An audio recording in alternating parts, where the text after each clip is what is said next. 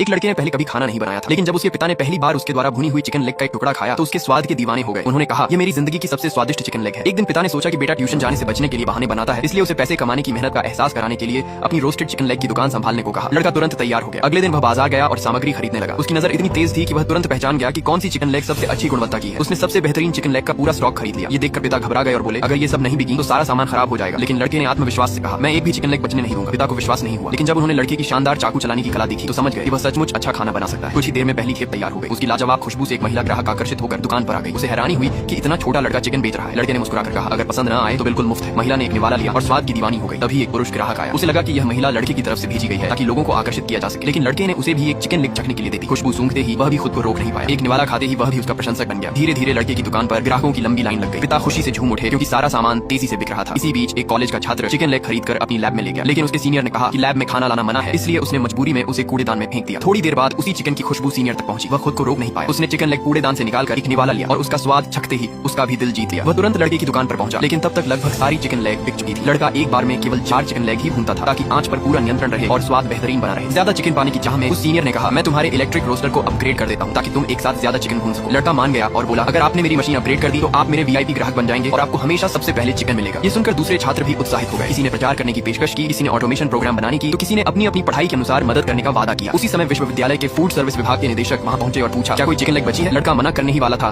कि उसके पिता ने अपना बचाकर रखा हुआ लंच उन्हें दे दिया। निदेशक ने जैसे ही उसका स्वाद चखा वह बेहद प्रभावित हो गए। उन्होंने तुरंत लड़के को अपने विश्वविद्यालय के फूड सर्विस विभाग में शामिल होने के लिए $1 लाख का प्रस्ताव